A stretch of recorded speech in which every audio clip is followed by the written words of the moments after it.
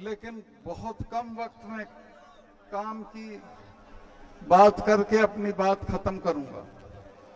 ये जो हमारी महिला खिलाड़ी हैं, इनके साथ जो हुआ वो आपने देखा होगा, टीवी पे दिखाया गया, खून खौलता था उसको देख के, और ये मन करता था कि अभी जाके जो लोग इनको घसीट रहे हैं उनके साथ कुछ न कुछ कर दिया जाए। लेकिन लोकतंत्र में जिस तरीके से होता है हम उस तरीके से करेंगे। ब्रजभूषण को भी हटाएंगे और जो सरकार उसका समर्थन कर रही है उसको भी 2024 में 100% हटा देंगे, ये आप मान के चलिए। मैं तो आज की सभा के बाद सीधे जाके राजस्थान में कूद जाऊंगा। वहां चुनाव है, अगर ये राजस्थान में हार गए तो बीजेपी पार्टी के लोग इनको हटा देंगे और ये वहां हार जाएंगे। मैं पहलवान भाइयों को भी कहूंगा, अगर 1-2 दिन के लिए वहां आ सकेंगे तो वहां की जनता इनके लिए तैयार खड़ी है, इनके समर्थन के लिए तैयार खड़ी है। मेरे पास कई दिन से वहां से फोन आ रहे हैं, एमएलएस के, स्टूडेंट यूनियन के अध्यक्ष के, जयपुर यूनिवर्सिटी का जो अध्यक्ष है निर्मल, उसके कि साहब हमारे यहाँ इनको लाओ और हम इनको घुमाएंगे। अब ये तो इनके ऊपर है, ये जो भी फैसला करेंगे हम इनके साथ हैं, लेकिन मैं अपनी जात से खुद से मैं जाऊंगा और राजस्थान में इनको घुसने लायक नहीं छोड़ेंगे। ये चुनाव की तो बात ही छोड़ दें, इनको गांव-गांव घसीटा जाएगा, गांव-गांव इनकी दुर्गति होगी और लोग इनसे अपनी बेटियों का बदला लेंगे। मैं ज्यादा लंबा नहीं करके मैं और जो जरूरी चीज है वो आपको बताना चाहता हूं। वो ये है कि पुलवामा का एक मामला है जो मैंने अभी 20 दिन पहले बोल दिया। उसके बाद से मेरे जो कार्यकर्ता थे उन सब के यहाँ सीबीआई भेज दी इन्होंने। उन पे कुछ था नहीं, क्या निकलने वाला था, लेकिन वो इसलिए कि ये जो पुलवामा है इसमें हमारे 40 लड़के शहीद हुए और उनकी लाश पे खड़े होके इन्होंने चुनाव लड़ा। मैंने जब इनका फोन आया, ये शूटिंग करा रहे थे अपनी उसमें नेशनल कॉर्बेट पार्क में, और मुझे कहा प्रधानमंत्री जी ने कि सत्ताल भाई बताओ क्या हुआ। मैंने बताया कि साहब ऐसे ऐसे हुआ और हमारे 40 से ज्यादा नौजवान मारे गए और उसमें हमारी भी गलती रही।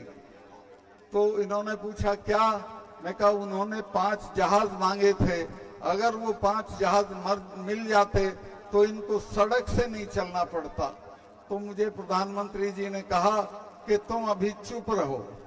मैं 2 चैनल को बोल चुका था। खैर उसके 25 मिनट बाद जो देश का नेशनल सिक्योरिटी एडवाइजर है, क्या नाम है उसका, अजीत डोभाल, वो मेरा क्लास फेलो भी रहा है लॉ में, फिर उसका फोन आया और उसने भी यही कहा कि मलिक साहब आप इस पे अभी मत बोलिए, चुप रहिए। मैं समझा शायद ये जांच करेंगे, आज तक उसकी जांच नहीं हुई और उसको पाकिस्तान की तरफ मोड़ के उस मुद्दे पे इन्होंने चुनाव लड़ा और जीता। मैं आपसे कहना चाहता हूं कि इस बार के चुनाव में पुलवामा याद दिला के इनको हम अपने शहीदों की आग में भस्म कर देंगे।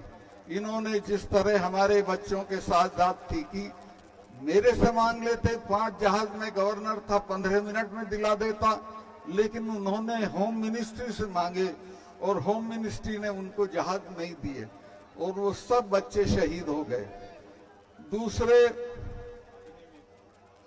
जब ये किसानों का आंदोलन चल रहा था तो आपको याद होगा 4 महीने तक कोई बातचीत किसानों के साथ नहीं हुई। मुझसे बर्दाश्त नहीं हुआ, मैं इस्तीफा अपनी जेब में रख के इनसे मिलने चला गया और मैंने जाके इनको कहा कि साहब ये 4 महीने से बैठे हैं, इनसे कोई बातचीत करके इसको किसी तरह सलटा लीजिए। तो बोले नहीं सत्पाल भाई ये चले जाएंगे। तो मुझे बहुत गुस्सा आया, मैंने कहा साहब ये ऐसे नहीं जाएंगे, तब जाएंगे जब आप चले जाओगे।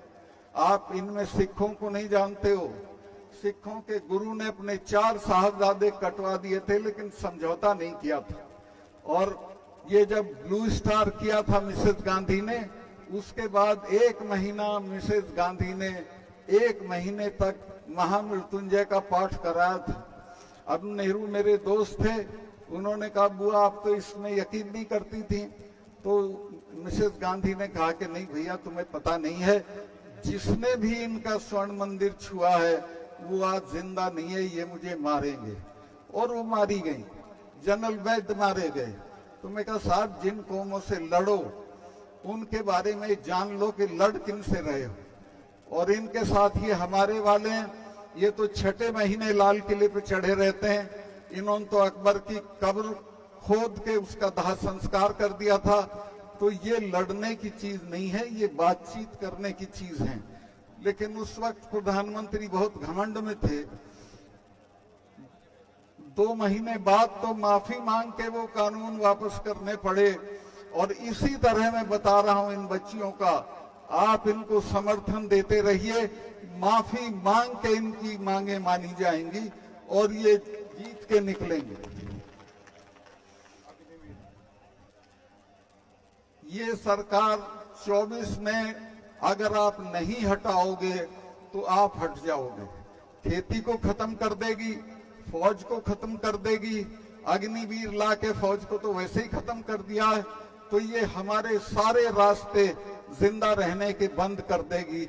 लेकिन अगर आपने हटा दिया तो फिर वाकई एक अच्छा वक्त इस देश में आएगा। तो मैं आपसे ये कहूंगा कि उस दिन आप मत भूलना, आपकी आदत है, आप इकट्ठा रहना, जात पात पे मत जाना और इकट्ठा होकर इस सरकार को हटा देना, बर्खास्त कर देना और एक तरह से परास्त कर देना। बहुत लंबा में हो गया। मैं अभी जब इन्होंने 4 कानून वापस